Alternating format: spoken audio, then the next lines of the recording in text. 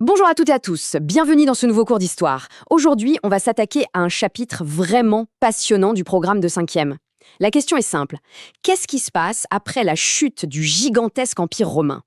Imaginez un peu, pendant des siècles, Rome a tout dominé, et puis d'un coup, tout s'effondre. Ça laisse un vide immense. Alors, la question qu'on va se poser est simple. Qui va prendre la relève? Qui seront les héritiers de Rome? C'est ce qu'on va découvrir ensemble. Alors, tout commence avec cette carte. Regardez-la bien. En 395, l'Empire romain est devenu tellement grand, tellement immense, qu'il est super difficile à défendre. Du coup, une décision radicale est prise, on le coupe en deux. D'un côté, on a l'Empire d'Occident, avec Rome comme capitale, et de l'autre, l'Empire d'Orient, avec sa nouvelle capitale, Constantinople. Retenez bien ce moment, parce que c'est un vrai tournant dans l'histoire.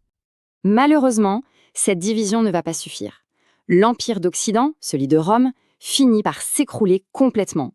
Alors là, imaginez le chaos. La plus grande puissance du monde n'existe plus. La question est sur toutes les lèvres. Qui va bien pouvoir hériter de toute la puissance, de toute la gloire de Rome? Bref, qui va prendre la suite? Bon, avant de rencontrer nos deux grands héritiers, on va faire comme en classe. Une petite pause pour poser les bases. Les repères, les mots-clés, c'est essentiel pour bien tout comprendre. Allez, c'est parti. Voilà une frise chronologique avec 3 dates que vous devez absolument connaître par cœur. D'abord, 395, on vient de le voir, c'est la division de l'Empire. Ensuite, 476. Là, c'est la fin, la chute de l'Empire romain d'Occident. Et regardez bien le vide après. Il faut attendre plus de 300 ans, jusqu'en l'an 800, pour qu'un nouvel empereur soit couronné en Occident. Et ce sera Charlemagne. Des cendres de Rome vont donc naître 2 grands successeurs. À l'est, il y a l'Empire romain d'Orient, qui lui a survécu, on l'appelle l'Empire byzantin. Et à l'ouest, mais bien plus tard, on aura l'Empire fondé par Charlemagne, qu'on appelle l'Empire carolingien. 2 empires, 2 héritiers bien distincts. Commençons notre voyage à l'Est dans cet empire byzantin. Alors pour eux, c'est très simple. Ils ne se voient pas du tout comme des successeurs. Non, non. Pour eux, ce sont les vrais, les uniques continuateurs de Rome. Voyons un peu pourquoi. Au cœur de cet empire, il y a une ville qui fascine le monde entier, Constantinople. Et son joyau, son trésor absolu, c'est cette église monumentale, Sainte-Sophie. Elle a été construite par le grand empereur Justinien. Son dôme immense, c'était une prouesse technique complètement folle pour l'époque.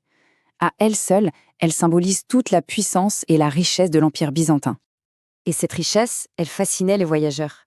Imaginez un explorateur du XIIe siècle, Benjamin de Tudel. Il débarque à Constantinople et il est bluffé par ce qu'il voit. Il décrit des marchands qui arrivent de partout, par terre, par mer. Pour lui, c'était le centre économique du monde, un peu l'équivalent du New York ou du Tokyo de son temps. Et cette carte, elle le montre parfaitement. Regardez comment toutes les routes commerciales semblent littéralement aspirées par Constantinople.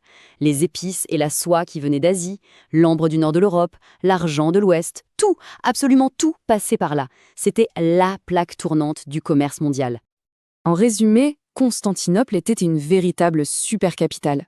C'était à la fois le centre du pouvoir politique, avec le palais de l'empereur, le centre religieux, avec Sainte-Sophie, un carrefour commercial incontournable et aussi un pôle culturel immense qui a protégé et transmis tous les savoirs grecs et romains. Allez, maintenant on quitte les richesses de l'Orient, on traverse l'Europe et on retourne en Occident. Parce que pendant que Byzance brille de 1000 feux, l'Occident, lui, est plutôt en plein chaos. Mais un homme va essayer de tout reconstruire. Et cet homme, c'est Charlemagne, le roi du peuple des Francs. Comme le montre très bien cette carte, Charlemagne, c'était avant tout un immense chef de guerre. Pendant quasiment tout son règne, il a mené des conquêtes pour agrandir son royaume, et il a unifié par la force une très grande partie de l'Europe de l'Ouest. Et puis, le jour de Noël de l'an 800, il se passe un événement incroyable. À Rome, dans l'ancienne capitale de l'Empire, le pape couronne Charlemagne empereur. Le symbole est hyper fort, ça veut dire qu'il est reconnu par le chef de l'Église comme le successeur légitime des empereurs romains d'Occident. Rien que ça. Pour bien gouverner son immense empire, Charlemagne installe sa capitale à Aix-la-Chapelle, une ville qui est aujourd'hui en Allemagne.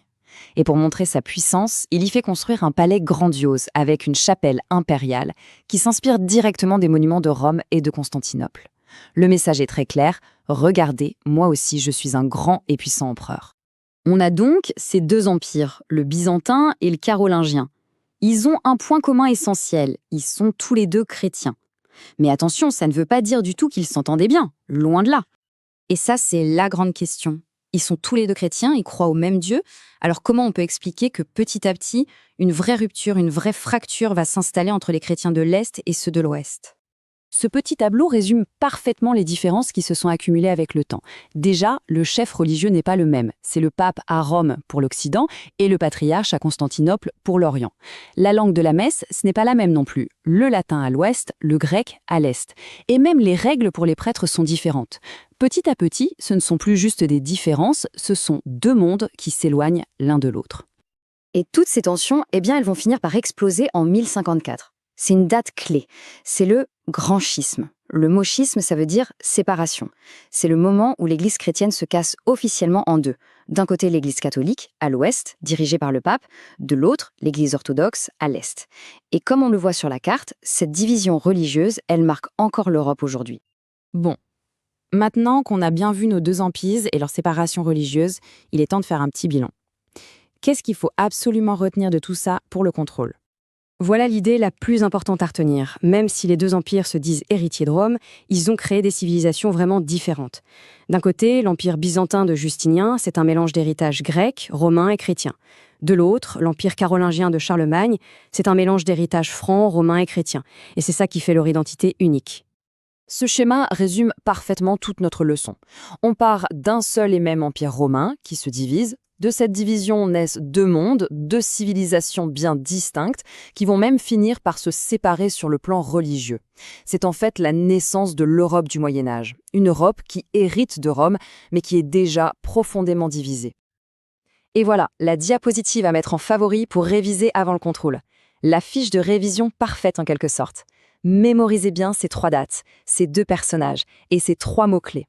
Si vous maîtrisez ça, vous avez vraiment compris l'essentiel de ce chapitre sur les héritiers de Rome. Et on termine avec une question pour réfléchir un peu. Parce que l'histoire, ça sert surtout à comprendre le monde qui nous entoure aujourd'hui. Cette vieille fracture entre l'Ouest catholique et l'Est orthodoxe, cet héritage de deux empires si différents, comment est-ce que ça influence encore la carte, les langues, les alphabets, et même parfois les tensions politiques en Europe aujourd'hui? C'est une excellente question à garder en tête en regardant les actualités. Merci beaucoup d'avoir suivi et à bientôt.